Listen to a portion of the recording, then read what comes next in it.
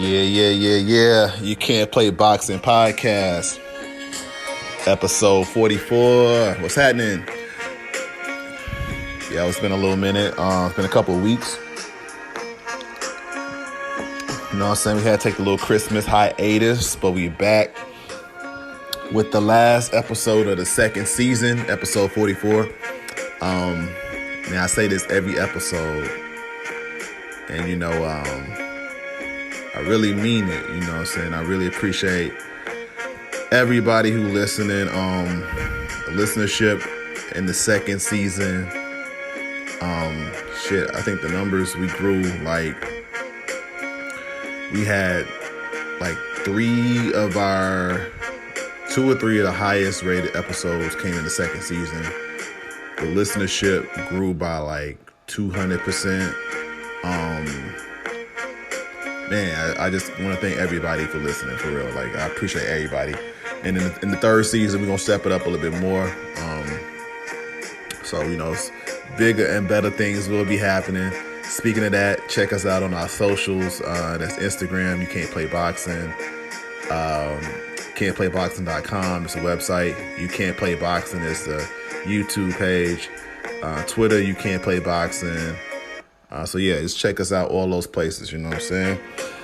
So, as I said before, we got a lot of stuff we're going to tap into this episode. We're going to talk about, we got our year-end awards we're going to do. We're going to also talk about the Canelo fight and all of that. So, but before we get into that, man, last week, as I said before, we had our Christmas hiatus. And, so how was y'all Christmas, bro? What y'all get into? What was popping? Me personally, I ain't do too much for real. I just kept it in the crib, you know what I'm saying? We had a couple people come by, you know what I'm saying? But it was low key, as it should be, in the pandemic. So typically I go down south for Christmas, but I didn't go down there this year because of the whole pandemic. So being responsible, doing my little part, but overall it was a good Christmas though. I can't complain, bro. Just spend time with loved ones, you know what I'm saying, and just kept it real simple. You feel me? So did y'all get something though? Did y'all actually get some presents? I know because because the majority of our listenership, I say about 3/4 of the people who listen to the podcast, they're men. So, and us as men, if you're a man listening, but shout out to all my female listeners. But if you're a man who listening, we don't really get a lot sometimes. You know what I'm saying? We might get some damn socks, we might get some ties or something. It's very rarely we get broke off with a major presents. But shout out to the men who did get some good presents. I got broke off with a couple things, you know what I'm saying? I'm appreciative of those. So, it was a cool Christmas. Shout out to the people who got broke off heavy, you know what I'm saying? So, Christmas time, though, but Christmas time to me is not about presents. Of course, present is a token of appreciation, so I appreciate that. But, Christmas really about is if you of the Christian faith, it's about Jesus and celebrating all that. So, and if you're not, you can celebrate it with your family. So, I don't really put a big emphasis on presents, although I do like to receive them. It's not a huge thing for me. So, Christmas was cool. 2020 Christmas, of course, we had to do it a little bit differently due to the whole pandemic. 2000 itself, we had to do it a little differently. But we getting through it, you know what I'm saying? I think the better days are ahead for sure. And we just gotta persevere, bro. Speaking of better days being ahead, you know what I mean? $2,000 stimulus, is that ahead? And I know we don't get too political on the podcast, But, I did think this is interesting, there was a stimulus bill that was passed, and as of this recording, it was signed by President Trump. It's giving out $600 stimulus. However, I think the House of Representatives, they passed a $2,000 stimulus today. And I think it's going to the Senate tomorrow or Tuesday, Wednesday, whenever.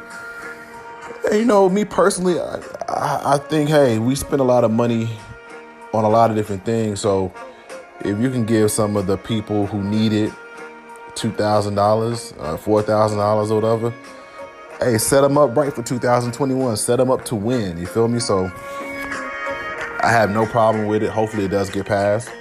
Me personally, I don't receive stimulus, but I'm not complaining. But you know what I'm saying?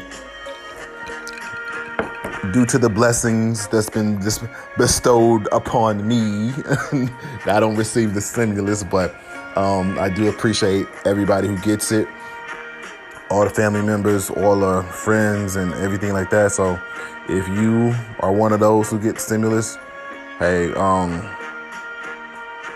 do what you need to do with it. You know what I'm saying? Because I still think there's going to be some bumps in the road in 2021. But, we're gonna rock through it, bro. So hopefully that $2,000 gets passed. Congress passes it. The Senate passes it. And hopefully Donald Trump, whatever, sign it. So we'll get to that, bro. Next thing on the agenda. Last weekend, actually, the weekend before, we had Canelo fighting Callum Smith. And, we talked about it. We previewed that fight. And when we previewed that fight, we was talking about the height difference. We was talking about Callum Smith being one of the best 168-pound fighters in super middleweight. We was talking about the layoff for both Canelo and Callum Smith.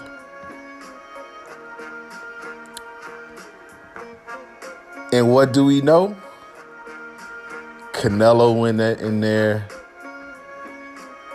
and it was a masterpiece, bro. No other way to say it. It was a masterpiece. He put on a boxing clinic. What a lot of people don't recognize, bro, is that Canelo, he rarely ever fights on his back foot, and he's coming forward, and he's doing it with purpose. And when the fighters do fight back, as far as throw something back, he has a lot of little faint head movements, and you'll miss him. Canelo's defense is probably one of the best Mexican fighters' defense for being as aggressive as he is. And he's not overly aggressive.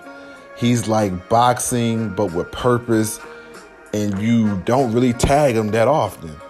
So I don't think a lot of people really give Canelo his credit. Canelo is one of the best fighters out here, one of the best fighters of our generation, future Hall of Famer, a resume to back it up, and he don't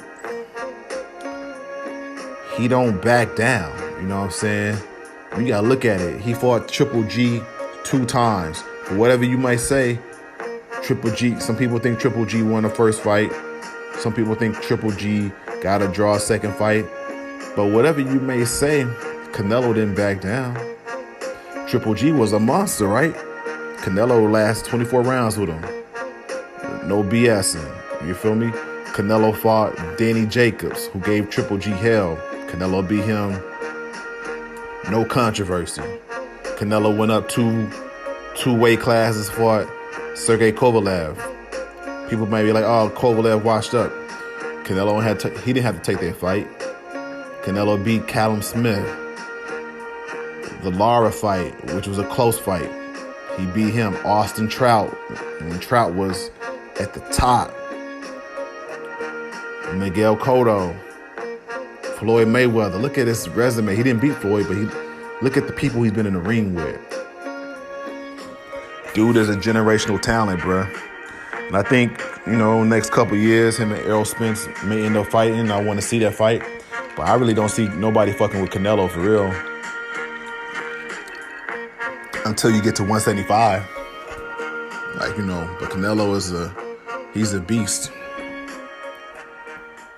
And we need to appreciate him, while we got him, you know what I'm saying? And I just want to salute him. I want to give him all the praise he needs to get because, as we said before, bruh, and this is the name of the podcast,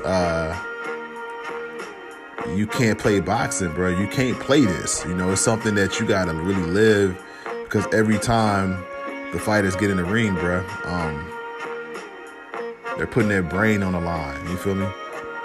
Some fighters walk in one way and walk out a different way because they're not the same no more.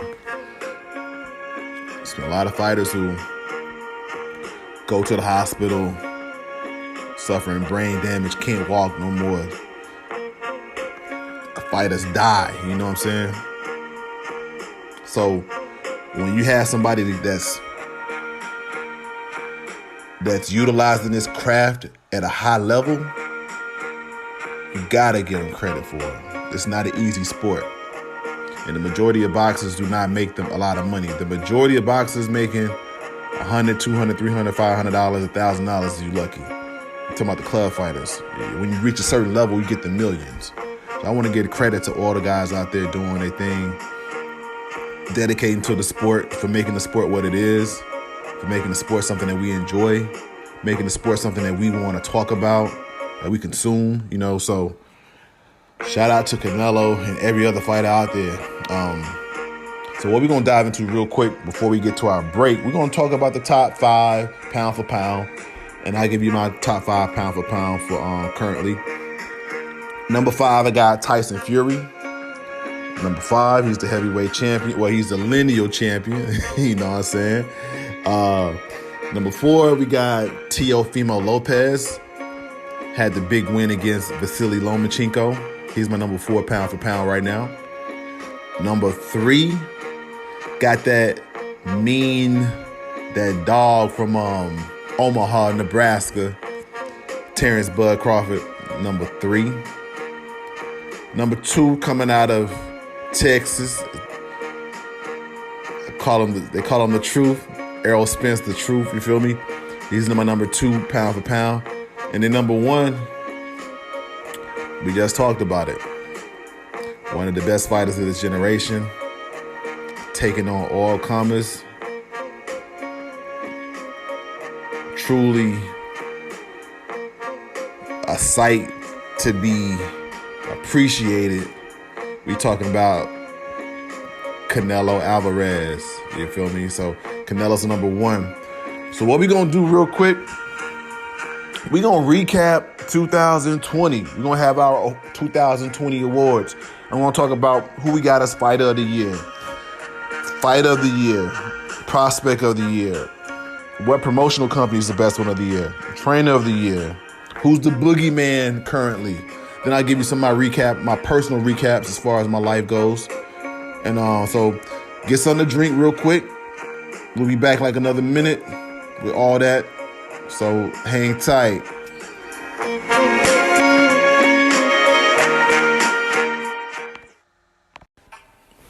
What's up? It's that time of the show where we kind of give a shout out to our sponsors. The sponsor today is Anchor. Anchor is everything you need to create your own podcast. You can use Anchor to distribute your show. They'll kind of get it out for you. And all you have to do is do it from your cell phone or your microphone, however you want to do it. But if you want to get your voice out there, if you want to talk to the people, there's no better place to do it than Anchor. So download the app Anchor or go to their website, anchor.com. It'll distribute your platform, distribute your podcast on all platforms. So again, Anchor. Yeah, we back. You Can't Play Boxing Podcast, episode 44. Let's tap into, we're going to talk about the year-end awards, man. And 2020, bruh, it's been something that's been, it's been a year that's been difficult for some. A year that's required adjustment for many. And a year that will be remembered by a lot of people. And, I want to go into some personals. Like, before I get into the boxing stuff, 2020, me personally, I can't really complain, for real. You know what I mean? Like, my business ventures have been doing all right. You know what I'm saying? We've been progressing with that. Before the pandemic, I was able to, one of the highlights of my year, I will say this, before the pandemic, you know what I'm saying, I got a chance to see a concert that, when I was like in middle school, you know what I'm saying, this would have been a concert that I would have gave my right nut for almost, you know what I'm saying? I want to keep all my nuts though, so God, don't do nothing to me. But I got a chance to see Nas and Wu-Tang earlier this year in Oakland before the pandemic out here in the Bay Area. And man, just being able to see Nas perform Eye for an Eye with Raekwon, you know what I'm saying? Seeing Nas and Raekwon and Ghostface perform Verbal Intercourse, you know what I'm saying, live. I mean, all the Wu-Tang fans, all the Nas fans, bro, you know how special that is.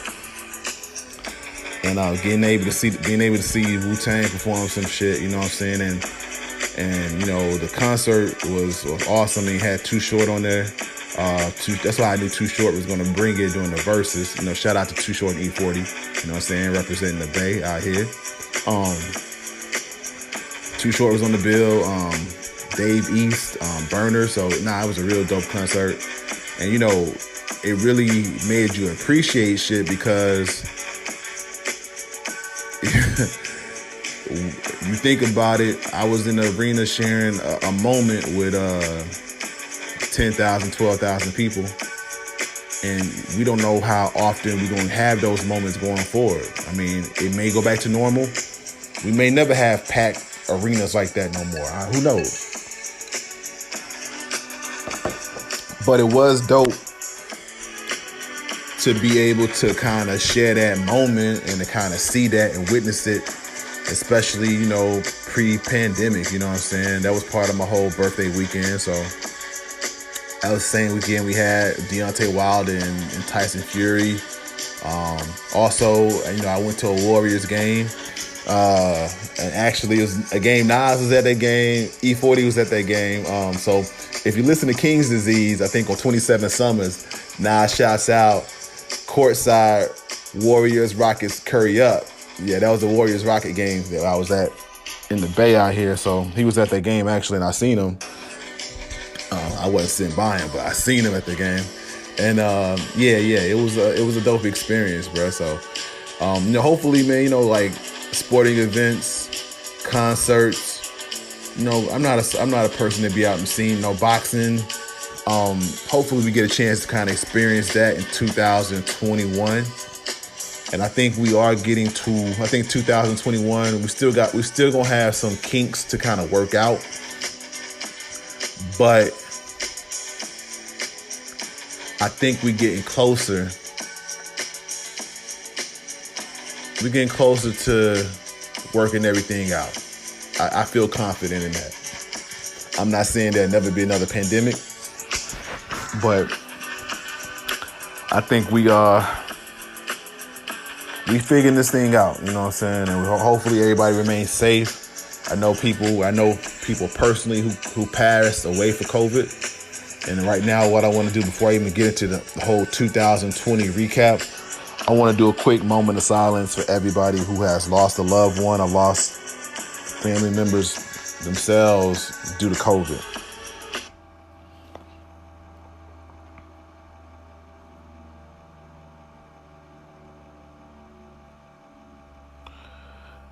right, moment of silence to everybody, man. It's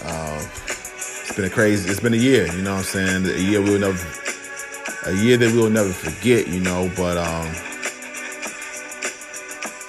throughout it all, we came through. So, you know, if you listening to this, you made it, you know, we look like we made it 3 days away, you know what I'm saying? So just got to be thankful. All right. So enough of that. We're going to get into what we came here for. We're going to get into these awards, you know what I'm saying? So You Can't Play Boxing 2020 Boxing Awards. We're going to get into this real quick. We got a few. We got like 1, 2, 3, 4, 5, 6 awards we're going to give out. First award we got is Boogeyman of the Year. Who is the fighter that no one wants to fight? I mean, this is a fighter that is good, but for whatever reason, due to economics, he not going to generate a lot of money for you. But he's going to probably beat your ass and make it tough. Most fighters are not trying to fight these fighters. So for this award, the runner-up is a 175-pounder, titleist. He's technical as fuck, tough fighter, good fighter. But the runner-up for this award is going to be Dimitri Bivol. You know what I'm saying? Shouts out to Dimitri Bivol. He's on the runner-up. But the winner of this is one of his 175-pound title holders in the same division. A guy I don't think nobody really wants to fight. He had a tough fight last year when he unified the title. We got Artur Beterbiev, man. He's strong as hell. You don't really want to fight Beterbiev, and the money is not there to get your ass whooped that he's going to give to you. I mean, don't get me wrong, Canelo is dope. And Canelo's, I just told you, pound for pound number one. But Canelo he's not rushing to fight Beterbiev, man. that's a tall order. That's a tall order with you don't get too much out of that. So Artur Beterbiev, he's my boogeyman of the year. So shouts out to him. Hopefully you get some bigger fights in 2021. I believe you the truth. I believe you got everything that it takes. I know you one of the best. So, we just want to see those good fights, bro. That's what we want to see. So, next award, we're going to go into Trainer of the Year. Trainer of the Year, you know, this is something real instrumental in a fighter's progression, bro. It's one of them things that a good fighter needs a great corner, a corner that you can trust. A corner you can believe in, a corner that teaches you something, a corner that has weathered the storm and has the wisdom to navigate those waters for you. You know what I'm saying? So the runner-up, I gave Canelo so much praise in the beginning, in the first segment, that it would be criminal to not give a little bit of credit to someone who's helped him navigate that terrain, which is his trainer, Eddie Reynoso. Eddie also is training, I think he's training what's my guy? Andy Ruiz. He's also training Ryan Garcia, who we're gonna see this weekend on Fight. I think Eddie, man, if you look at Canelo, like I said, you don't typically see a lot of Mexican fighters that maintain their aggressiveness while still influencing the boxing skill and also having the defense and the head movement to be fluid. And if you look at if you look at Ryan Garcia and Canelo, they're being taught that, you know what I'm saying? That's something that you get in training. So shouts out to Eddie Reynoso, you feel me? But the winner of the award goes to my guy out of Texas. Got 2 champions right now. He got the Charlo brother. I think it's Jamal or Jamel. You got Jamel. You got Jamel. And he got the Truth, which is my guy, Errol Spence Jr. But the winner of the Trainer of the Year for 2020 is going to be Derek James And what I like about Derrick James, bro, if you listen to him talk, he got a lot of he reminds me a little bit of Virgil Hunter, you feel me? A lot of very understated, but has the wisdom, and he creates an environment down there where the fighters are excelling, bro. So shouts out to Derrick James, who is the 2020 Trainer of the Year for You Can't Play Boxing. Going into this next one, going to be kind of controversial. And you know, when we talk about politics and boxing, and we talk about politics and boxing, you're always talking about the promoters. You're talking about Matchroom and Eddie Hearn. You're talking about Golden Boy Oscar De La Hoya. You're talking about the PBC conglomerate. You're talking about Bob Arum. So this next award is going to be Promotion of the Year. Now, I'm not a shield for any of these promoters. A lot of them have flaws. I know you have some boxing content creators who like in the pocket of PBC. They're in the pocket of Top Rank. I'm not in the pocket of anybody, you know what I'm saying? But I do want to give props to those who have, without the promoters, they are the ones putting on the events. And you got to give them a little bit of credit too in this game. So, Promotion of the Year, the runner-up is going to be PBC. You know, with PBC, you got everybody, bro. You got Errol Spence. You got Sean Porter. You got Keith Thurman. You got, shit, man. It's too many to name. You know what I'm saying? Adrian Broner. Danny Garcia. So, Al Heyman, man, is one of the smartest out there. Navigated Floyd Mayweather's career. PBC is doing pay-per-views on Fox, doing pay-per-views with Showtime. Got promotional contract, got contracts all over the place. So shouts out to PBC. But the winner this year for Promotion of the Year, people talk shit about him. People say that he's a snake. People say that he doesn't care about fighters. But through it all, you're talking about him 40, 50 years in the game, talking about Bob Arum and Top Rank Promotions. What can you say, bro? They got top fighters in the world right now. Some of the top fighters in the world: Terrence Crawford, Teofimo Lopez, Vasily Lomachenko.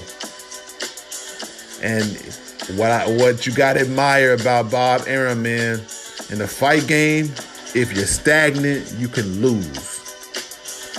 Bob Arum finds a way to navigate all of that. When Pacquiao leaves, pushes Terrence Crawford. Teofimo Lopez comes up. Does a joint venture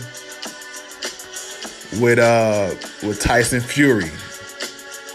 He finds a way to always be in a position to navigate this terrain and not be outdated, even though he's 80 years old. It's easy to get pushed out when you're 80 plus years old. But he's found a way with Todd LaBeouf, you know what I'm saying, to keep Top Rank relevant in one of the top promotions out there, going into a joint venture with ESPN. I mean, you can't do nothing but from a business standpoint admire that he finds a way, you know what I'm saying? So shouts out to Top Rank, 2020 Promotion of the Year. So got 3 more awards. Next award is a Prospect of the Year. And Prospect of the Year, in my mind, is a prospect who has been pro less than 5 years, who hasn't fought for a world title, and meeting that criteria. The runner-up is going to be Virgil Ortiz, fighting out of the welterweight division for Golden Boy. Virgil Ortiz will probably be fighting for a world championship within the next 18 months for sure. You see his talent is undeniable. He's one of the better young fighters out there. He's fighting at 147, and he's strong. Virgil Ortiz, he's coming. So be on the lookout. He's going to be in some good fights at 147. And he's basically Oscar De La Hoya, one of his last trump cards, you feel me? So I think he's going to be promoted, hopefully pretty good. But the winner of the prospect of the year is a guy who has 16 KOs, 16 fights, 16-0, fighting out of the super middleweight division from Top Rank Promotions. We're talking about Edgar Berlanga. You know what I'm saying? Edgar Berlanga, 16 first round KOs. We talked about him before on this podcast. I think the competition is going to get greater for him, but he has all the skills, just needs to be tested. But at 168, there's some fights for him. You know, he got Benavidez, he can fight.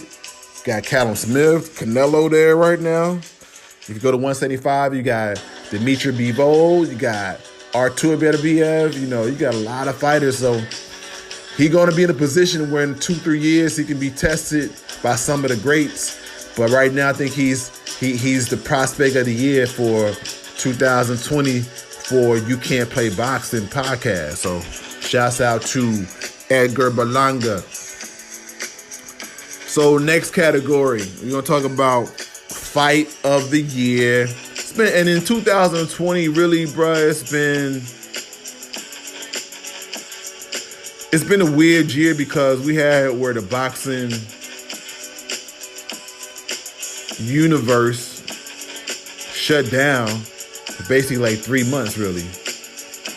And really, it was kind of hard to make the big fights because the money got to make sense, you know? Like these fighters say, bro, I only have a short window.